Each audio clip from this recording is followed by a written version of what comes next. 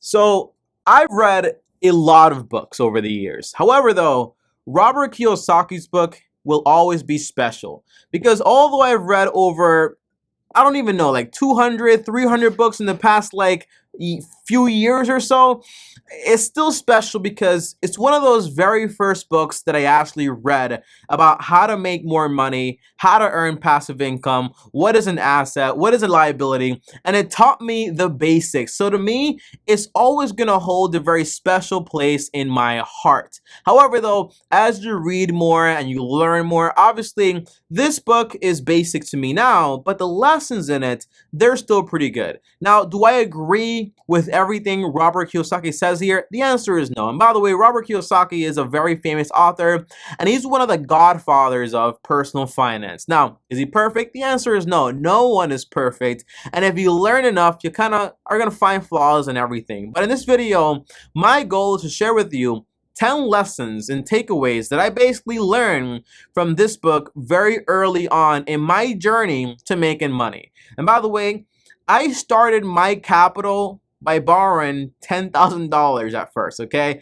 I borrowed $10,000 and I turned that into $100,000. And by the way, initially, I saved $10,000 and I spent it on trash because I didn't know what to do with it. But that's another story for another video. And by the way, if you guys are new here, do me a favor, smash the like button on top of that. Also, I want you to subscribe to the channel and hit the bell so you get notified because it does help a lot out with the channel. Now, the very first lesson I learned from Robert Kiyosaki was OPM, to use other people's money. Now, initially I thought that as long as you borrow money to make more money, it's always going to be good. It's always going to be good debt. But the problem is that if you borrow money, and you borrow more and more and more and more and more money to earn money, you're carrying a lot of risk and you're putting your financial freedom at risk. So I have a friend. He has $700,000 in debt, and I have another friend that has around, I think, a $1 million or $1.2 million. And what they earn on that per month is kind of like a decent amount, a few $1,000, but the amount of risk they basically have is insane to me. And if people stop paying their rent, they're gonna be basically screwed over. If they lose their job, they're gonna be screwed over. So to me, it makes no sense to borrow a bunch of money to speed up the process when you can just get by the same way in a little bit more time without all the risk. So to me today, I only use OPM. The only time I would use it is to buy your first home and to try to pay it off as fast as possible, because your first home is going to give you a massive amount of security because, hey, once you have that home paid off, you don't need to basically worry about your shelter costs anymore, and it gives you a lot of security because your cost of living goes down a lot. Most people, their home is going to be like almost like half of what they make or a third of what they make. So if that's paid off, then that's basically cleared. So that's awesome.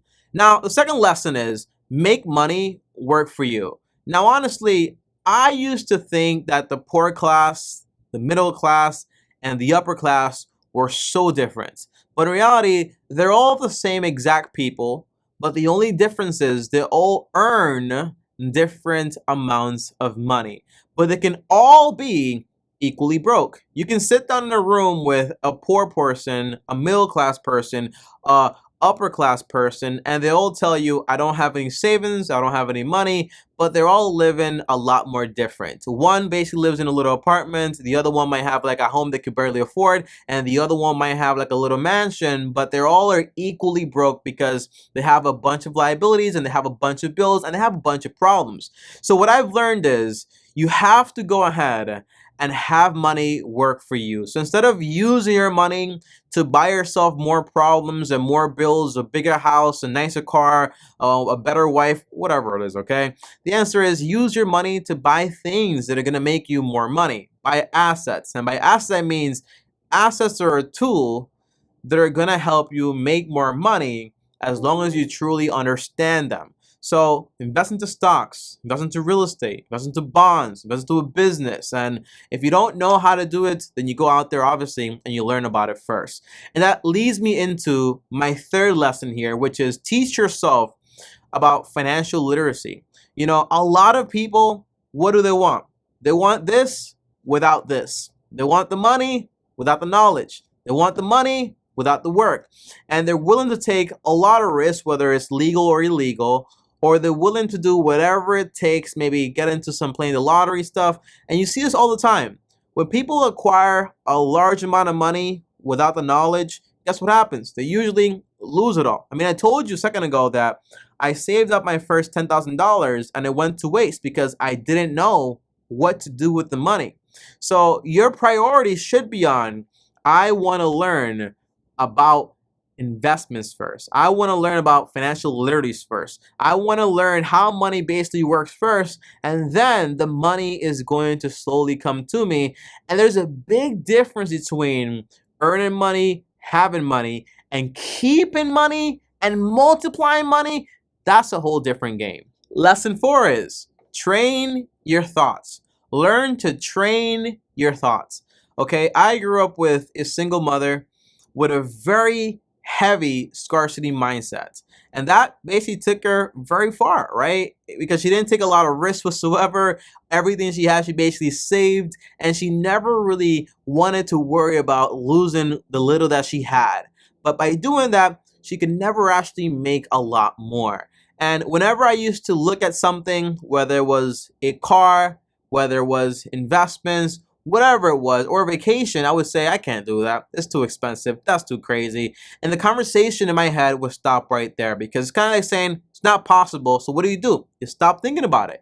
But if you say, well, how can I afford those investments? How can I afford that car? How can I afford that house? What happens is, your mind, it keeps working. So just by changing your language from no, I can't, it's not possible, impossible, to changing it to how is it possible? How can I make it work? How do I do this? It makes your mind have to work, have to think. And by doing this, you find solutions for these problems. So when I wanted to get, I remember this car so well, man. It was a Mercedes, and it was a red Mercedes, and it cost $10,000. I remember like it was yesterday. And I was like, I want this car so bad. And when I thought about it, I was like, well, if I save this much money, I can buy it. And if I save this amount from my check per month in this amount of time, I'll have the money. Or if I borrow the money, I can pay this much towards it. And then I started thinking about all these ways.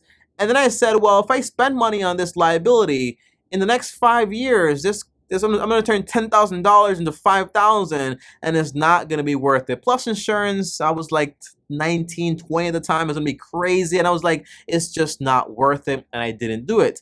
But by switching that dialogue from I can't, it's impossible, I kept thinking about the car. But by switching it to how can I afford this car? And once I figured it out, I was like, well, I don't really even want to buy this car, okay? Because it makes no sense financially at that point in my life. And till this point in my life, I'm not going to buy a Mercedes whatsoever. Now, lesson 5 is keep your eye on the prize, aka mind your business. Not like mind your business like in a rude way, but mind your business. And you know, the rule or the goal for all of us is basically whatever we do is going to be to acquire financial freedom. That's why you do what you do. And to me, financial freedom is basically having more money coming in than you have going out. If you spend 1,000 but you have 2,000 coming in passively, then you're financially free. Although you might not have a crazy income, but you have enough to cover everything plus some more. And usually I want to have at least 20% more because that way I'm pretty safe in case anything goes down. But that's the idea. Keep your eye on the prize. Whatever you do is for that prize. And that's where you have a lot of people where they can never make enough money because they don't really have a stop. So my big thing is, it's not to say like, hey, just stop, you have enough. That's not the idea here. Scarcity, nah, that's not what I'm saying. But I'm saying though, you need to have a number in mind. How much money do you need in passive income to say, hey, I'm good, I'm done. And then whatever else you make is just extra. But one big thing that I've learned also from Warren Buffett, and this is awesome, is that if you risk what you have and what you need for what you don't have and what you don't need, it's a very stupid deal to actually do.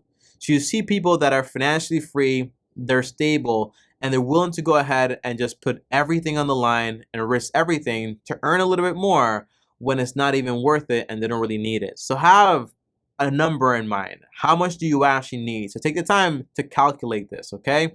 Now, lesson 6. Know the difference between an asset and a liability.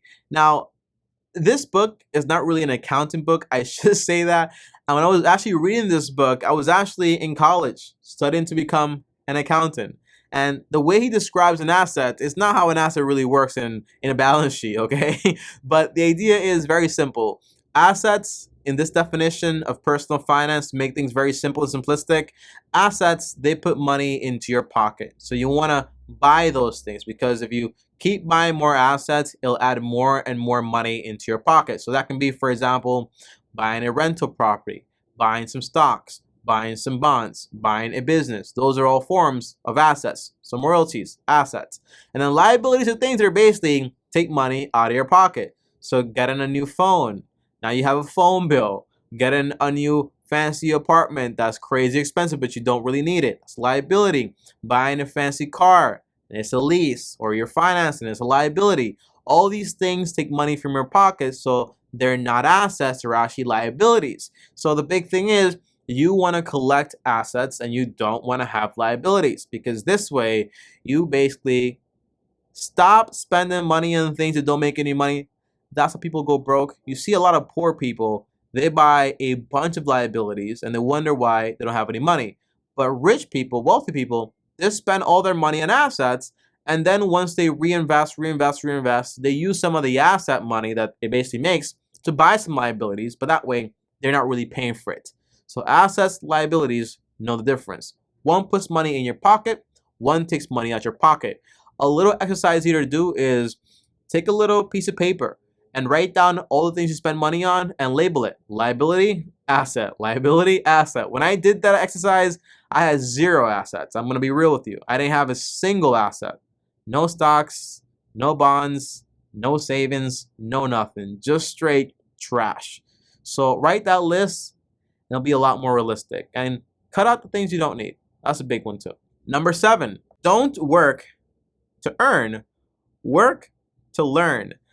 This is hard for a lot of people, because most people, I know a lot of folks, a lot of friends too, and this was me at a point too, that they're afraid and they refuse to do any job that doesn't pay them any money at all. You know, early on, I really wanted to do stuff with like film and movies, so I took on editing jobs that didn't pay me that much. I took on gigs in the movie industry that didn't pay me that much, but I learned as much as possible about those industries. And although I didn't get paid a lot of money, I got paid a lot in knowledge. So my big thing is, if you want to learn about accounting, if you want to learn about finance or about a business or about whatever it is, the best way to do it is to learn about that subject on somebody else's dollar. I always say it, right? So imagine if you want to start a bar, but you have no experience. Well, don't start a bar, right? Because you don't know how to do it. Go work at somebody's bar. Work there for 2 years, 3 years, 5 years. Learn about distributing, learn about the alcohol, learn about the ounces, learn about how you do everything, the employees, how you hire people. And once you know all this information, you can start a business, but you're not starting oblivious. You're starting knowing all the facts and all the details. So look at a job as it's going to fund your first ideas, because it's going to give you capital in some way. It's going to give you money in some way. But 2, it's going to give you the knowledge you need to start or to do whatever you want to do. Now, it doesn't mean that whatever job you have, it has to be to start a business. You don't need to start a business at all, right? But if you do want to be in a job, then be in a job that actually helps you learn something. And that way, the more you know, you can carry that asset in your head to another job and get paid even more money if that's what you actually want to do. Yeah, work to learn, not to earn. I have a lot of friends that, because they only care about money, they're still working the same minimum wage jobs because they're never willing to take some risks with other jobs that don't pay them anything, but they do give them a lot of experiences. So that's a no-no for me. Now, lesson number 8 is lower your expenses and also lower or eliminate your liabilities. Now, liabilities in a lot of the sense are going to be, for example, your bad debt, that revolving credit, that car you bought that makes no sense that you actually bought, and limiting the amount of house you actually buy, not buying something crazy expensive. And the reason is fairly simple. If you need less money to basically live, you need less money in passive income, which also means you're gonna get there a lot faster. Now, my goal used to be to get to $100,000 in passive income, and I was like, that's gonna take forever. It's gonna take a lot of money. And then I said, well, what if I bought a home? I just bought a home here for $130,000.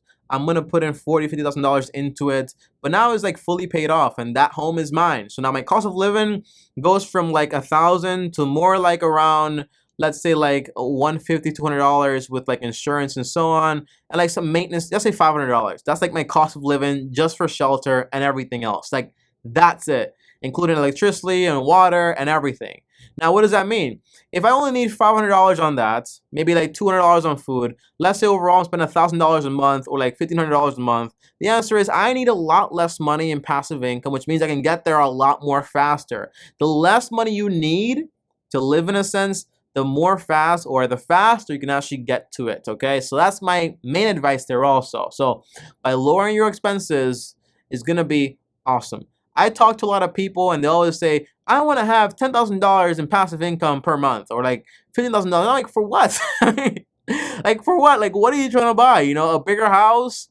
A bigger cup? You know what I'm saying? Like it just makes no sense to me. Now, lesson 9 is reinvest what you earn into more assets. Now, making money is just repeating what works, and it can get very boring, but it's not supposed to be sexy whatsoever.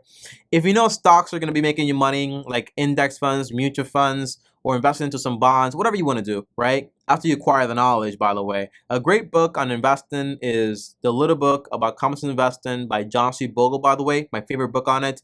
But once you know what you want to do, and if it's working, it's just you doing the same thing over and over and over again that's gonna give you good results. And that's all you're really doing.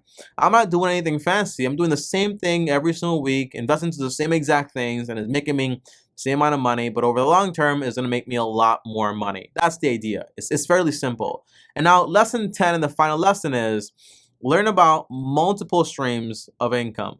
So I'm very good with investing into ETFs and index funds, but now once I'm done with that, I might want to start getting more into like, hey, let me buy a little apartment or a little rental property, and now I'm making $500 in cash flow from this. Maybe I buy another one and another one and another one and another one, and then before you know it, I have this stream built out, I have this stream in the stock market built up, and I might have, for example, another business built out, but this gives me a lot more safety. Because if one goes down, don't worry, you have other ones. And a lot of people, they're very dependent on just one source of income, which is usually just their job, and that's all they have. And that's not good because you can always get fired, and then you're basically left on the streets with nothing. So it's very important that you get into the habit of multiple streams of income once you acquired one in a sense or got it to a reasonable amount. Now, I wouldn't do what a lot of people do, which is basically they try to do like a little bit of everything with a little bit of money they basically have. They spread themselves too thin, and then that doesn't really make a difference either. So that's one big lesson there too. But guys, overall, Robert Kiyosaki's book, Rich Dad Poor Dad, is a great book to get started on learning about money and finances. But one lesson that I will tell you before, by the way, if you want to get this book for free, I have a link down below to Audible. So if you want to get the book, just click the link down below to Audible and you get 2 free books when you sign up. But one big thing is, don't be afraid, because Robert Kiyosaki is very pro-debt. Dave Ramsey is like his opposite twin brother or whatever. Don't be afraid to read opposite opinions. That's something I got very good at. So when I learned about Robert, I learned about Dave. When I learned about Dave, I learned about other investors and so on, right? And that way I got like a full comprehension of the knowledge. And then I kind of decided for myself what I basically wanted to do. So learn from multiple sources and personal finance is personal, and then make your own personal decisions.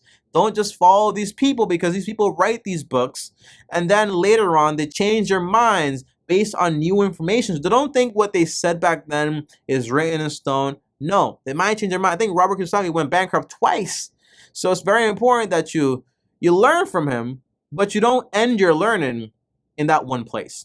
Thanks for watching. Like, subscribe, hit the bell to get notified. Follow me on Instagram at Tommy Bryson if you want to see more of me over there. And thanks for watching. More content here. My face is here, and long-term team officially out.